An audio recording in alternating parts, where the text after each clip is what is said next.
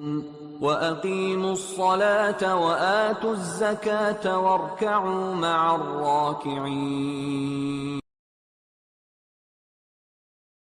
Bismillahirrahmanirrahim. Assalamualaikum warahmatullahi wabarakatuh.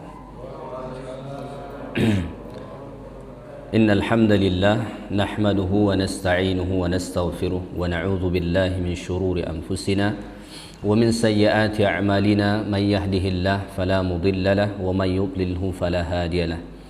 Asyhadu an la ilaha illallah wahdahu la syarika lahu wa asyhadu anna Muhammadan 'abduhu wa rasuluhu la nabiyya ba'dahu. Allahumma salli wa sallim wa barik ala nabiyyina Muhammad wa ala alihi wa ashabihi wa man da'a bi da'watihi wastanna bi sunnatihi ila yaumi liqa'i rabbih, amma ba'd. Alhamdulillah, bersyukur kita kehadirat Allah Subhanahu wa taala pada malam yang mulia ini. Allah himpunkan kita di dalam tempat yang mulia ini untuk mengkaji kalam yang paling mulia di atas muka bumi Allah Subhanahu wa taala ini, yaitulah kalamullah al-munazzalu ala Muhammadin sallallahu alaihi wasallam al-muta'abbad bitilawatihi. Baik, kita masuk kepada bismillahirrahmanirrahim. Setelah kita membaca membaca a'udzubillah, maka dianjurkan kita membaca bismillah, ya. Baik, khusus untuk surah Al-Fatihah, mungkin sebelum kita bahaskan tafsir dia ini, saya ingin kita bahas sedikit dulu tentang apakah bismillah itu satu ayat dari surah Al-Fatihah atau tidak. Ya, karena kadang-kadang jadi polemik di masyarakat kita, di masjid-masjid, di surau-surau. Kita tidak ingin umat Islam ini gontok-gontokan, ya kan? Ini kadang-kadang solat pun tapi masing-masing tegang. Satu, dia tidak suka kalau baca bismillah dengan jahar. Satu mesti sir, satu mesti jahar, keras-kerasan dua-duanya. Ini kan masalah. Kalau saya tuh orangnya fleksibel, tidak baca bismillah tidak apa-apa, tidak kunut juga tidak apa-apa. Wong kita solat di Masjidil Haram, Masjid Nabi, tidak ada kunut subuh di sana. Karena ini khilafiyah. Dari dalam hal khilafiyah ini kita perlu berlapang dada. Bagaimana kita bisa berlapang dada kalau kita tahu asal permasalahannya? Kebanyakannya ini panas-panasan karena sebetulnya tidak tahu asal permasalahannya apa. Kenapa jadi begitu? Tidak tahu asal permasalahannya. Ya, Islam itu sangat luas. Baik, bismillah apakah satu ayat daripada Al-Fatihah atau tidak? Ini khilaf, ada perbedaan. Sebahagian ulama memandang bukan satu ayat, sebahagian memandang satu ayat. Begitu ya, berbeda pendapat di kalangan. Kenapa berbeda? Karena hadisnya menunjukkan berbeda. Banyak hadis Nabi SAW menunjukkan bahwa Al-Fatihah itu dimulai dari Alhamdulillah. Dan ada juga hadis Nabi yang mengatakan dari Bismillah. Tidak bisa kita pungkiri, ya. Tapi walaupun ulama berbeda apakah bismillah satu ayat dari Al-Fatihah atau tidak, tetapi ulama sepakat Al-Fatihah itu 7 ayat. Gitu. Kok bisa begitu? Iya. Yang mengatakan 7 ayat, untuk ulama yang mengatakan bismillah satu ayat, maka mereka menghitung dari bismillah satu ayat. Bismillahirrahmanirrahim. Alhamdulillahirabbil alamin, arrahmanir rahim, maliki yaumiddin, iyyaka na'budu wa iyyaka nasta'in, ihdinas siratal mustaqim, siratal ladzina an'amta 'alaihim ghairil maghdubi 'alaihim waladdallin. Amin. 7. Bagi yang mengatakan bismillah bukan satu ayat, ayat pertama mana? Alhamdulillahirabbil alamin, arrahmanir rahim, maliki yaumiddin, iyyaka na'budu wa iyyaka nasta'in, ihdinas siratal mustaqim, siratal ladzina an'amta 'alaihim ghairil maghdubi 'alaihim waladdallin. Jadi ayat yang ketujuh bagi golongan pertama tadi itu dipandang 2 ayat oleh golongan kedua. Jadi tetap 7. Tidak ada perbedaan. Kenapa tidak ada perbedaan? Karena ada ayat Al-Quran dalam surah Al-Hijr yang mengatakan walaqad atainaka sab'an minal mathani, sesungguhnya kami telah datangkan kepada kamu satu surah yang berjumlah 7 ayat yang dibaca berulang-ulang.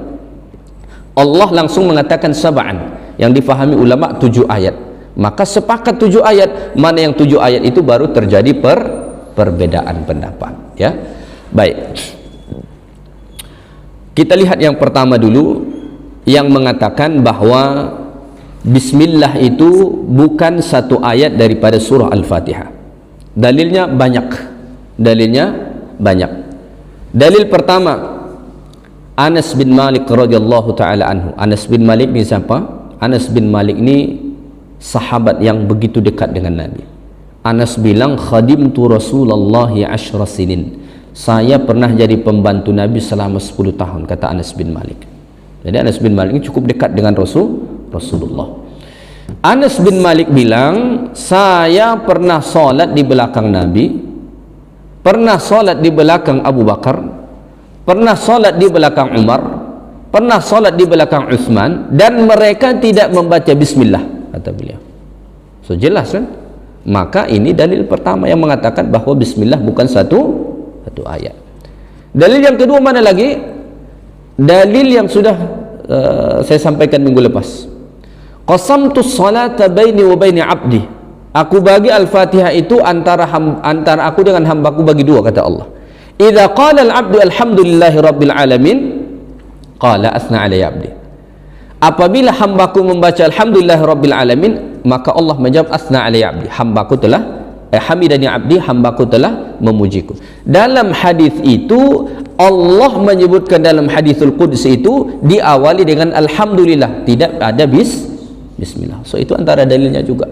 Sehingga kan ulama mengatakan bismillah bukan satu ayat dari suratul Al-Fatihah. Itulah antara dalilnya.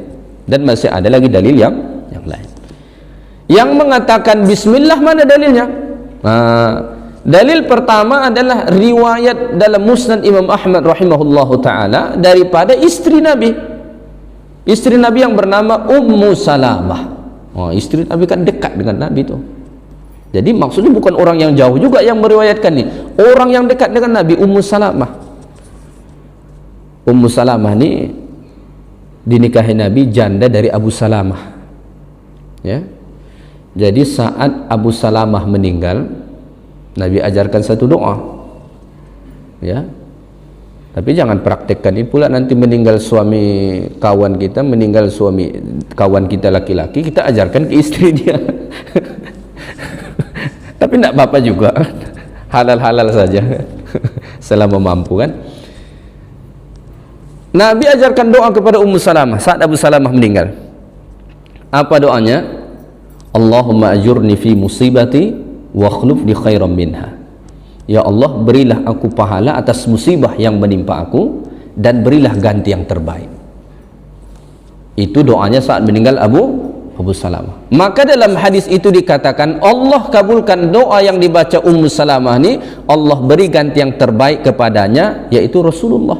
Karena Rasulullah itu lebih mulia berbanding Abu Salamah. Walaupun Abu Salamah itu seorang yang baik, tapi kalau dibandingkan dengan Nabi, Nabi itu lebih cakap. Nabi itu lebih mulia, tentulah Sayyidul Anbiya wal Mursalin kan, manusia yang paling mulia. Jadi Allah kabulkan, akhirnya Ummu Salamah menjadi istri Rasulullah. Jadi Ummu Salamah cerita, Ummu Salamah bilang dalam Musnad Ahmad Imam Hanbal bahwa Rasulullah itu membaca Bismillahirrahmanirrahim saat membaca suratul Al-Fatihah. Inilah dalil mazhab Syafi'i mengatakan bahwa Bismillah ayatun min suratul Fatihah, satu ayat dari surah Al-Fatihah. Dalil yang kedua, Abdullah bin Abbas ni pernah didoakan Nabi, Allahumma faqihu fid din wa 'allimhu ta'wil. Ya Allah, fahamkan dia agama dan ajarkan kepada dia tafsir. Suatu ketika Umar bin Khattab radhiyallahu taala anhu buat semacam reunian. Bukan reunian lulusan sekolah, reunian lulusan peperangan Badar. Karena sahabat-sahabat yang ikut perang Badar itu orang-orang pilihan. Bayangkan, pertama kali diwajibkan jihad, itu bukan mudah tuh. Tidak pernah sebelumnya jihad angkat senjata, turun perintah ikut peperangan Badar. Kan perang Badar itu kan peperangan pertama dalam Islam, berlaku pada bulan Ramadan tahun kedua Hijrah. Adalah semacam reunian, ketemuanlah sahabat-sahabat senior yang dulu ikut perang Badar. Umar bin Khattab bawa Abdullah ibnu Abbas, sahabat yang lain itu semacam protes lah.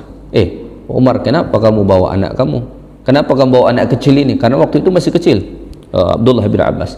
Kami juga ada anak-anak kami, tapi kami tak bawa, kata mereka. Lalu Umar bin Khattab ujilah sahabat ini. apa pendapat kamu tentang firman Allah idza jaa nasrullahi wal fath? Ya, idza jaa nasrullahi wal fath wa ra'aitan nas yadkhuluna fi dinillahi afwaja fasabbih bihamdi rabbika wastaghfir innahu kana tawwaba. Surah An-Nasr itu kan. Sahabat-sahabat itu menjawab, hampir semua jawaban mereka hampir sama. Kalau kita mendapatkan kemenangan, pertolongan dari Allah, maka kita dianjurkan banyak berzikir, membaca tasbih, bertahmid kepada Allah Subhanahu wa taala. Karena memang secara tekstualnya ayat itu begitu kan? Idza jaa nasrullahi wal fath. Apabila Allah taala mendatangkan pertolongan dan kemenangan. Wa ra'aitan nasa yadkhuluna fi dinillahi afwaja. Dan kamu melihat orang masuk ke dalam Islam afwaja itu berkelompok-kelompok, beramai-ramai, berduyun-duyun, ya kan? Maka setelah itu datang ayat fasabbih bihamdi rabbika wastaghfir, kan? Bertasbihlah kamu memuji Tuhanmu dan beristighfar. Maka umumnya sahabat itu mengatakan maksud ayat itu, surah itu, kalau Allah beri pertolongan kepada kita, kita dianjurkan untuk banyak berzikir kepada Allah seperti tasbih, tahmid dan istighfar. Lalu lalu Umar bilang ke Abdullah bin Abbas, apakah begitu pendapat wahai Abdullah bin Abbas? Abdullah bin Abbas bilang tidak. Kata Abdullah bin Abbas, ayat ini menunjukkan bahwa ajal Nabi sudah dekat. Oh, tak terfikir langsung oleh sahabat yang lain, dan kita pun tak terfikir. Abdullah bin Abbas menjelaskan alasannya apa? Kata beliau, karena kalau sudah datang pertolongan Allah dan diberi kemenangan, tugas Nabi selesai. Kalau tugas Nabi selesai, ajal Nabi sebentar lagi akan dipanggil Allah. Maka Aisyah bilang, setelah turun ayat idza jaa nasrullahi wal fath, Rasulullah sallallahu alaihi wasallam itu betul-betul sudah mempersiapkan diri untuk menuju kematiannya.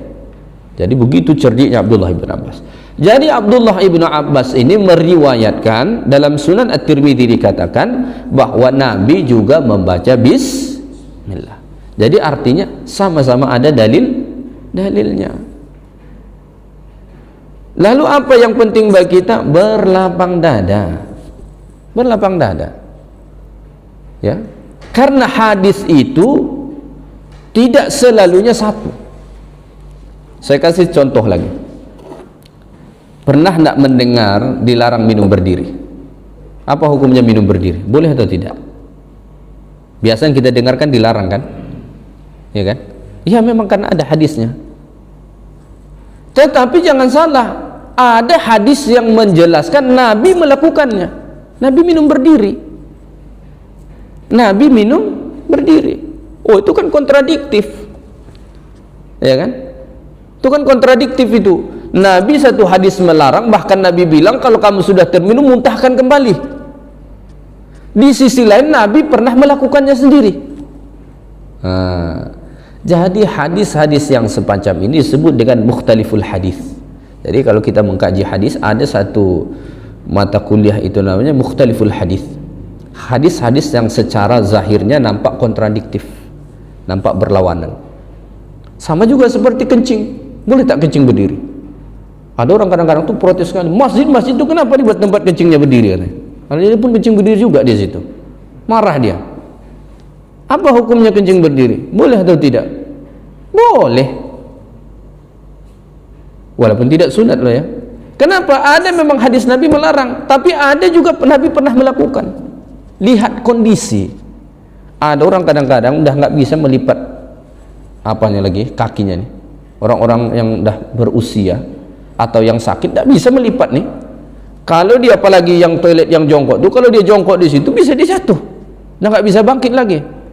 Mau kita paksa lagi dia kencing begitu, nggak keluar nanti dari kamar mandi itu kan. Boleh berdiri, walaupun yang terbaik adalah jongkok, tetapi dibolehkan. Nabi itu pernah buang air berdiri, dan sahabat melihat ketika Nabi buang air di dekat tempat sampah, kan tidak bagus di situ jongkok. Bisa saja nanti percikan buang air kecil Nabi itu mengenai Rasulullah sallallahu alaihi wasallam. Jadi ada hadis-hadis yang berbeda. Maka kita perlu berlapang dada dalam hal ini. Kita boleh memilih, saya ingin berpegang dengan bahwa bismillah satu ayat dari surah Al-Fatihah. Boleh. Dan dalilnya tadi, saya berpegang tidak, juga tidak masalah. Maka mazhab yang 4 itu pun berbeda. Mazhab Hanafi dan Hambali itu membaca sir. Bismillah. Kalau baca surah Fatihah baca sir. Bismillahirrahmanirrahim. Alhamdulillahi rabbil alamin. Itu mazhab Hanafi dan Hambali. Mazhab Maliki sama sekali tak baca. Sama sekali tak baca. Ini mazhab Maliki. Bahkan dalam mazhab Maliki itu memandang makruh kalau dibaca. Mazhab Maliki. Nah, kalau mazhab Maliki ini memang agak-agak tidak biasa dengan kita. Kalau pernah melihat solat Allahu Akbar tangan lepas saja ke bawah begini, itu mazhab Maliki itu. Syiah juga sih begitu. Maka jangan langsung tuduh orang kalau solat Allahu Akbar tangan jatuh langsung ke bawah gini, jangan langsung tuduh itu Syiah. Mazhab Maliki juga begitu. Di mana mazhab Maliki banyak diamalkan? Di daerah Afrika, seperti di Maghribi, Maroko, termasuk dulu di Spanyol dulu. Spanyol itu kan di seberangnya Maroko. Itu dulu waktu Islam berkuasa di sana, itu mazhab Maliki. Maka Imam Al-Qurtubi, pengarang kitab tafsir, ya, Qurtubi itu Cordova, di orang Cordova. Sekarang Cordova itu kan di bagian dari Spanyol kan. Beliau itu menulis tafsir cenderung fikihnya itu ke mazhab Maliki, karena memang di sana diamalkan mazhab Maliki. Begitu banyak di negara-negara Afrika mengamalkan mazhab itu. Jadi mereka sama sekali tidak membaca. Sama sekali tidak membaca. Kalau mazhab Syafi'i itu dibaca dan wajib dibaca. Untuk salat jahar dijaharkan, untuk salat sir disirkan. Itu mazhab Maliki. Jadi kita perlu berlapang dada. Kadang-kadang saya itu prihatin melihat keadaan dunia Islam kita sekarang. Mimbar-mimbar itu jadi panas semua, padahal mestinya tenang. Kenapa? Ini hantam yang sana, sana hantam yang sini, padahal kalau duduk dua-duanya sama-sama bisa diselesaikan. Kenapa kita harus begitu gontok-gontokan? Akhirnya orang awam ikut-ikutan. Awam tidak tahu apa-apa, ikut-ikut panas dia. Saya mengatakan ke salah satu sahabat, saya bilang khilafiyah ini tidak akan selesai sampai hari kiamat. Tidak akan selesai, percayalah. Orang bicara khilafiyah ini itu, wah, ini yang betul itu salah, ini yang betul itu salah, yang begitu tidak akan selesai sampai hari kiamat, percayalah. Jadi fokus saja dengan amalan kita, pilih saja mana yang kuat menurut kita, paling dekat kepada sunnah Nabi SAW, amalkan, sudah. Itu saja. Kita ada pegangan dalil dari sunnah Nabi SAW, amalkan, sudah. Jangan habiskan waktu kita di situ. Habis kadang-kadang kasihan melihatnya. Padahal bisa lebih produktif untuk mengkaji yang lain yang tak pernah diperdengarkan. Coba lihat, kalau bulan Maulid itu ributnya apa? Maulid. Isra Mi'raj, ributnya Isra Mi'raj lagi. Itu aja berputar-putar, ribut. Karena memang sebahagian ini dijadikan sebagai tempat untuk cari panggung. Karena memang ada sebagian orang, karena kalau bicara itu kan panas, emosi itu terbawa. Jadi untuk golongan yang ini hero kita nih, pahlawan kita ini. Yang ini ini pahlawan kita, akhirnya begitu. Waliyadzubillah. Padahal kita Islam itu tidak dianjurkan begitu kan. Kalau saya pilih saja, silahkan. Saya memilih bukan satu ayat dari surah Al-Fatihah, silahkan, tidak ada masalah. Dan memang dalil dia ada. Maka saya tidak gelisah. Saya kalau sholat di belakang orang dia baca Alhamdulillahi Rabbil Alamin, tidak gelisah saya. Ada orang kadang-kadang gelisah gitu. Yang paling lucu lagi, sampai ada mutawif untuk orang yang hendak pergi umroh, dia bilang kalau sholat di Masjidil Haram dan Masjid Nabi, ulang balik sholat kamu, katanya. Saya bilang lucu. Kita pergi ke sana sebab kita nak sembahyang di situ, pahalanya besar. Berimam dengan imam yang fasih. Dia bilang ulang balik sholat kamu. Kenapa? Imam tua habis. Jadi kadang-kadang kita terlalu banyak label-label kita yang kadang-kadang tak kena kan. Jadi maksudnya tidak apa-apa, tidak baca bismillah kan kita tahu ilmunya, nggak apa-apa, ya itu pegangan mereka di sana, nggak apa-apa. Dan di Makkah itu bukan sejak dari dulu begitu, berganti-ganti, tergantung penguasa. Pernah juga mazhab Syafi'i diamalkan di sana zaman dulu, pernah. Mazhab yang sekarang diamalkan itu di sana itu sejak berdirinya kerajaan Ahli Saud itu. berpartner dengan yang memang bermazhab Hanafi, maka itu yang dijadikan pegangan. Sebelumnya saat kekuasaan masih di bawah Turki Utsmani dan sebelum-sebelumnya itu mengamalkan mazhab Syafi'i juga sebahagian, ya itu pernah diperpegangi di sana jadi panduan. Jadi maksudnya kita perlu untuk berlapang dada dalam hal ini, ya. Begitu juga dengan khilafiyah yang lain. Ambil saja pegangan kita satu, mana yang paling dekat kita rasa ke sunnah, sudah amalkan. Setelah itu jangan sibukkan diri kita dengan hal-hal tersebut, karena khilafiyah ini tidak akan selesai sampai hari kiamat. Inna Allah yahkumu bainakum yawmal qiyamati fima kanu fihi yakhtalifun. Allah Ta'ala sebut dalam surah As-Sajdah, Inna Allah yahkumu bainahum yawmal qiyamah, sesungguhnya Allah Ta'ala nanti yang memutuskan di antara kamu pada hari kiamat, fima kanu fihi yakhtalifun, terhadap perselisihan kami. Semua perselisihan nanti selesainya di akhirat. Selesainya di akhirat. Semua orang di sini mendakwa bahwa amalan dia benar. Saya yang paling benar. Saya benar, saya benar. Ya nggak apa-apa. Benar atau tidaknya nanti, ya kita meyakini apa yang kita pegang dan tentu itu yang benar berdasarkan dalil. Tapi orang lain juga kan pasti mendakwa begitu, mengatakan begitu. Ini nanti semua jelasnya di mana? Di akhirat. Ya, bukan berarti tidak ada kebenaran loh ya. Ada kebenaran di dunia ini, tetapi karena setiap orang memang mendakwa bahwa dia berada pada pihak yang benar, maka nanti Allah Ta'ala lah yang akan memutuskan. Maka salah satu nama hari kiamat itu Yaumul Fasl namanya. Hari Allah Ta'ala memutuskan, ya. Baik, kita masuk kepada Bismillahirrahmanirrahim. Apa makna Bismillahirrahmanirrahim? Bismillahirrahmanirrahim biasa kita terjemah dengan nama Allah yang Maha Pengasih lagi Maha Penyayang, ya. Baik, kita lupakan dulu itu, kita lihat Bismillahirrahmanirrahim, ya. Baik, Bismillahirrahmanirrahim itu diawali dengan perkataan Bismi. Bismi ini asalnya adalah bi ismi.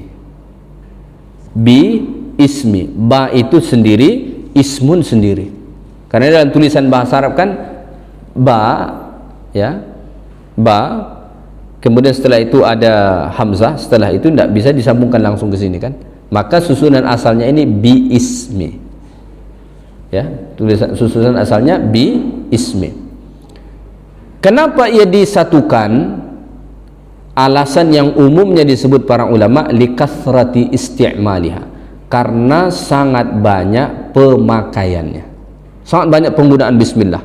Maka agak sukar kalau harus menyebutkan Bismillahirrahmanirrahim, Bismillahirrahmanirrahim, kan agak susah jadinya. Maka jadilah dia Bismillahirrahmanirrahim. Sama halnya kalau kita bertanya nama kepada orang Arab, apa bahasa Arab bakunya? Ma ismuka, itu bahasa Arabnya. Tapi kalau kita ngomong begitu ke orang Arab, dia tertawa. Kenapa? Satu, karena mereka tidak biasa dengan bahasa baku. Sama kita orang Indonesia juga, ya kan? Nah, kalau kita bertanya nama orang siapa, kadang-kadang pendek aja, nama siapa, nah, kan? Kadang-kadang nama itu saja, ya kan? Orang Arab juga begitu. Kita belajar di sini bahasa baku Arab. Jadi kalau kita ngomong ke mereka ma ismuka, ya mungkin dia tertawa, dia pikir kita sedang baca ayat Quran. Bagaimana biasanya? Masmuk. Masmuk. Artinya sudah kita tidak baca ma ismuka lagi, tapi langsung masmuk.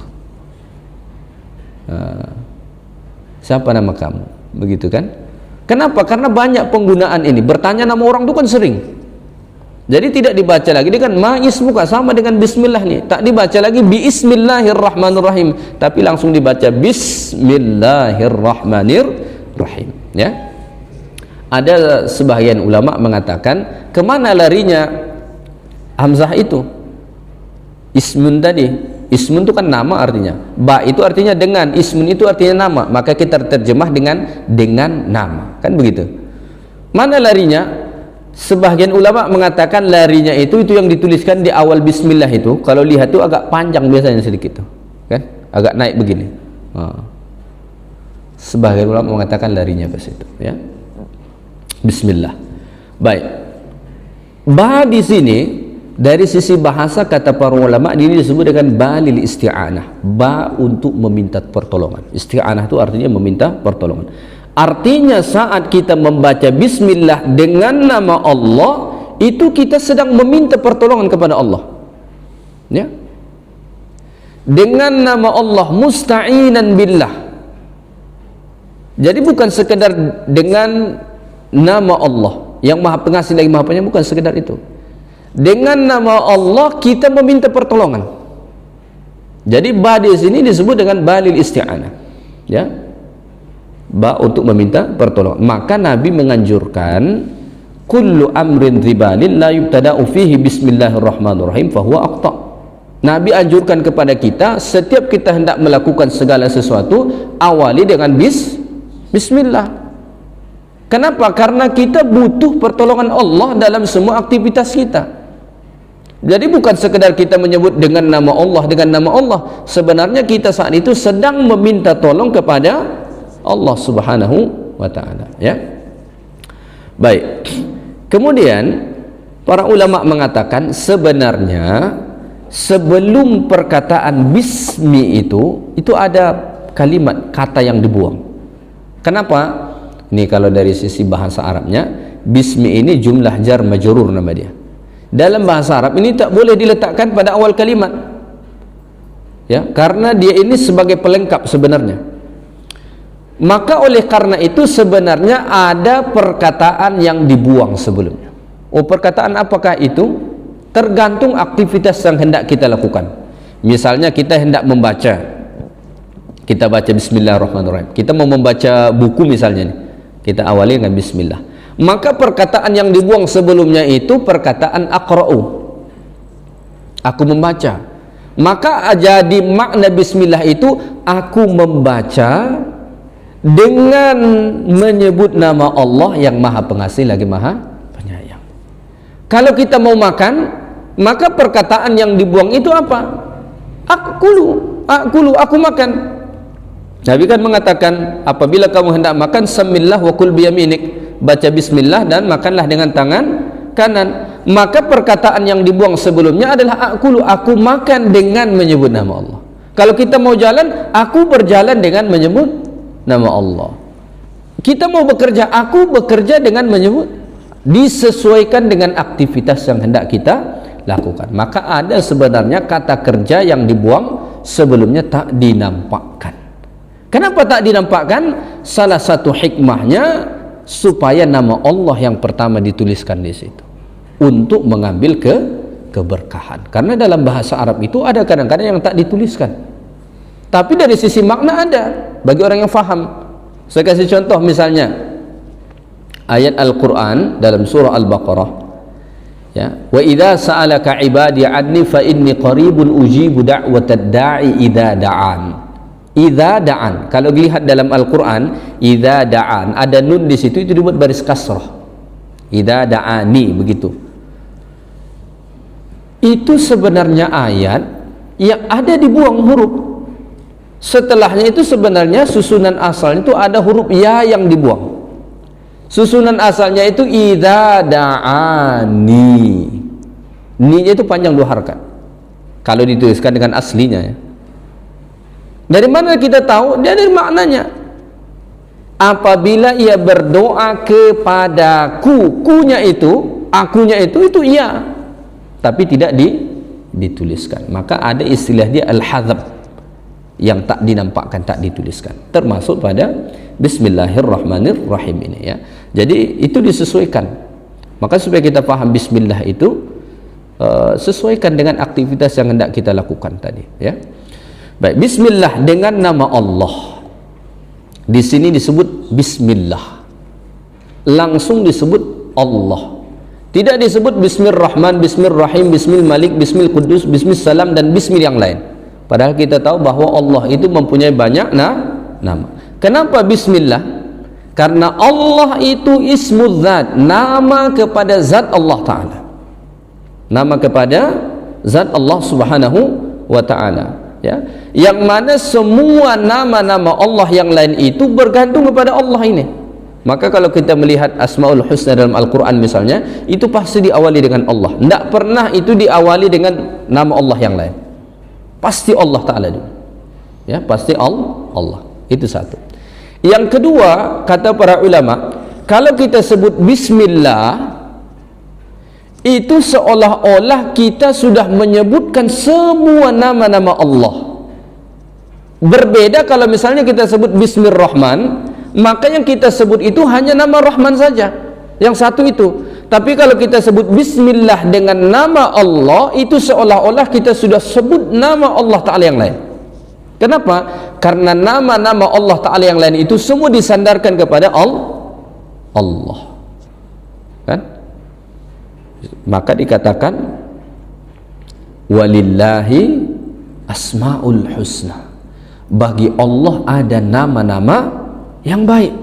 Artinya nama-nama yang baik itu disandarkan kepada Allah. Jadi saat dikatakan Bismillah, itu seolah-olah kita sudah sebut semua Bismillah, Bismillahirrahim, Bismillahil-Malik, Bismillahil-Quddus, Bismillah-Salam, Bismillah-Mu'min, Bismillah-Muhaimin, Bismillah-Al-Aziz, Al-Jabbar, sampai seterusnya. Jadi bukan sekedar satu nama saja, tapi sudah seolah-olah kita sebut semua nama Allah Subhanahu wa Ta'ala, ya. Baik, jadi kembali sedikit tadi kepada ba itu. Ba itu tadi kan lil isti'anah, untuk meminta tolong. Kita membaca bismillah itu selain ingin mendapat keberkahan, kita meminta tolong kepada Allah, meminta pertolongan kepada Allah, karena kita tidak punya kuasa kecuali dengan pertolongan Allah Subhanahu wa Ta'ala. Lalu disebutkan bismillah dengan nama Allah. Saya ingin membuat satu analogi begini. Kita kadang-kadang kalau ada urusan kita nih, misalnya nih, katakanlah buat KTP ataupun KK, kadang-kadang kan lama prosesnya, lama prosesnya. Tapi kalau kita bawa nama orang tertentu, cepat tidak selesai? Cepat. Saya sepupunya Pak Firdaus, cepat tidak kira-kira selesai? Cepatlah, mana mungkin lama-lama. Takut kepala dinasnya itu lama, nanti saya yang copot dia. Berurusan ke provinsi, sebut nama kepala dinas saja, cepat tidak selesai itu? Cepat. Jangankan nama gubernur, nama kepala dinas saja sebut, selesai. Tuh, ditilang polisi di jalan. Bukan banyak tuh yang viral tuh, dia bilang saya ini keponakan jenderal saya ini. Umumnya apa? Lepas. Padahal baru nama manusia. Ini kita ingin mendapatkan sesuatu, kita sebut bismillah dengan nama Allah, yang mana Allah itu Rabbul Alamin. Kira-kira sukses atau tidak? Ya sukses. Maka Nabi mengatakan kullu amrin ribanin la yubtada'u fihi bi bismillah fahuwa aqta. Setiap urusan kita yang tidak kita mulai dengan bismillah itu akan terputus, atau maknanya qalilul barakah, sedikit mendapat keberkahan. Ya, berkah itu apa? Berkah itu bukan nasi berkatnya. Orang Jawa ada nasi berkatnya. Berkah itu kasratul khair, banyak kebaikan. Artinya saat kita mengawali segala sesuatu yang hendak kita lakukan, kita awali dengan bismillah, maka Allah akan beri pertolongan sehingga kita banyak mendapatkan kebaikan dari situ. Berbeda kalau kita tidak awali dengan bismillah, mungkin saja dapat tapi berkahnya tidak dapat. Mungkin saja dapat tapi berkahnya tidak dapat. Kita berkah itu yang kita kejar, ya kan? Lebih baik tidak terlalu banyak tapi berkah, daripada banyak tidak berkah. Tapi yang terbaik adalah sudahlah banyak berkah pula, kan? Baik, setelah itu Allah Ta'ala datangkan dua sifat Allah, Ar-Rahman dan Ar-Rahim. Ar-Rahman dan Ar-Rahim ini sama-sama berasal dari kata rahmah, ya. Apa maknanya ini? Kalau kita terjemah biasanya dengan nama Allah yang maha pengasih lagi maha penyayang. Pengasih penyayang itu apa bedanya? Ini bahaya nih kalau ditafsirkan. Ada orang kadang-kadang yang dia bukan bidang tafsir, dia coba mentafsirkan itu. Dia tafsirkan apa? Dia tafsirkan kasih dan sayang. Lalu dia buat pendekatan bahasa Indonesia. Manalah ketemu. Ya. Ini berasal dari kata yang sama. Apa maksudnya Ar-Rahman itu? Ar-Rahman itu artinya adalah Dhi ar-rahmati al-wasi'ah li jami'i khalqih, yang memiliki rahmat yang luas untuk semua makhluk Allah. Maka satu pendapat ulama mengatakan Ar-Rahman itu untuk semua makhluk, Ar-Rahim itu khusus untuk orang beriman. Orang kafir dapat rahmat Allah tidak? Orang kafir dapat rahmat Allah kira-kira tidak? Dapatlah. Kalau tidak dapat rahmat Allah, mati mereka. Mereka itu hidup, bernafas, ada makanannya, ada tempat tinggalnya karena rahmat Allah, karena rahmat Allah ini. Karena rahmat Allah. Tapi manusia kan berbeda-beda saat dapat rahmat Allah, ada yang bersyukur, ada yang kufur. Mereka itu yang kufur. Sudahlah dikasih Allah semuanya, tapi masih menentang Allah. Tapi apakah mereka dapat rahmat Allah? Dapat rahmat Allah. Maka rahmat Allah itu luasnya, ya, melebihi kemarahan Allah. Rahmat Allah itu mendahului murka Allah. Untuk orang yang bermaksiat, ada tak rahmat Allah? Ada. Apa rahmat Allah untuk kita yang bermaksiat? Allah tidak segera azab kita. Bayangkan kalau setiap bermaksiat langsung datang azab, habis kita, kan? Habis kita. Ini kita buat dosa, kita bermaksiat, Allah tidak langsung azab. Kenapa? Allah itu Maha Rahman. Untuk orang yang beriman itu kasih sayang Allah. Kenapa? Allah ingin beri dia peluang untuk taubat. Untuk orang yang memang kafir, penentang Allah, Allah ingin jadikan itu istidraj untuk dia, supaya dia tenggelam semakin jauh dalam kemaksiatan. Saat dia sudah semakin jauh, semakin dalam, baru Allah tarik tiba-tiba. Sanastadrijuhum min haitsu la ya'lamun wa umli lahum inna kaydi matin, kata Allah dalam Al-Qur'anul Karim. Jadi rahman Allah, termasuk hewan-hewan itu semua dapat rahman Allah ini, li jami'i khalqih, untuk semua makhluk Allah Subhanahu wa ta'ala. Kalau Ar-Rahim itu khusus untuk orang beriman. Mana dalilnya? Allah mengatakan dalam Al-Quran, wa kana Allahu bil mu'minina rahima. Allah rahim kepada orang-orang beriman. Maka rahim itu hanya didapatkan orang beriman. Bahkan sebagian ulama mengatakan itu nanti didapatkan orang-orang beriman saat di akhirat. Dengan rahim Allah itulah mereka mendapatkan nikmat di sana. Kalau rahman Allah itu orang yang bermaksiat, orang yang taat sama-sama dapat. Makanya sama-sama hidup, sama-sama sehat, ya kan? Sama-sama ada pekerjaan. Iman atau kafir dapat, tapi rahim Allah tidak. Itu satu makna yang disebutkan para ulama. Ada lagi makna yang kedua disebut para ulama tentang Ar-Rahman dan Ar-Rahim ini. Kalau Ar-Rahman itu kata para ulama, sebagian ulama, adalah sifat yang melekat pada Allah, ya, Maha pemilik rahmat yang luas, sifat yang melekat. Kalau Ar-Rahim itu saat Allah memberi. Ibarat kita kan ada orang dikatakan dermawan. Dermawan itu siapa? Ya orangnya kan, sifat yang melekat pada dia kan. Itu pemurah tuh bapak tuh, dermawan tuh orangnya katanya. Saat dia nanti memberi, baru Ar-Rahim. Analoginya begitu. Jadi sifat Ar-Rahman itu, pemilik rahmat yang luas itu melekat pada Allah. Saat Allah memberi, itu disebut dengan Ar-Rahim. Menurut pendapat yang kedua. Kedua-dua pendapat ini sama-sama boleh untuk kita terima, ya. Jadi itu makna daripada Bismillahirrahmanirrahim. Jadi saat kita membaca Bismillahirrahmanirrahim, sebenarnya kita sedang meminta tolong kepada Allah Subhanahu wa ta'ala. Kemudian di situ kita sebut bahwa sifat Allah itu Maha Rahman dan Maha Rahim. Sehingga apa? Sehingga sangat-sangat mungkin Allah Ta'ala akan kabulkan apa yang kita minta, ya, sangat-sangat mungkin. Kenapa? Karena kita di situ memuji Allah dengan dua sifat Allah. Itu salah satu alasannya mengapa pasangan Bismillah itu harus Ar-Rahman dan Ar-Rahim. Kenapa tidak pasangannya sifat yang lain kan? Pernah tidak terpikir kenapa pasangannya bukan Bismillahil Qahharil Jabbar kan? Tidak itu pasangannya kan? Atau Bismillahil Mutakabbir Al-Aziz, tidak itu pasangannya. Kenapa pasangannya Ar-Rahman dan Ar-Rahim? Karena salah satu makna Bismillah itu tadi, kita meminta pertolongan kepada Allah, dan yang paling sesuai itu adalah kita memohon kepada Rahman dan Rahim Allah Subhanahu wa ta'ala. Maka Nabi SAW berdoa dalam salah satu doanya, ya, Ya Hayyu Ya Qayyum birahmatika nastaghits, dengan rahmatmu. nastaghith, kami meminta pertolongan. Jadi itu makna daripada bismillahirrahmanirrahim.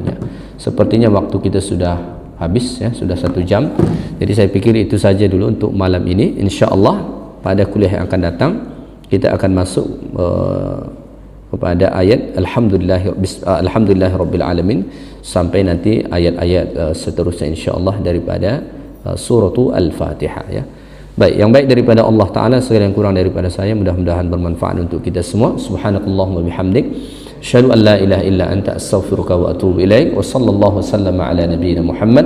Walhamdulillahirabbil alamin. Assalamualaikum warahmatullahi wabarakatuh.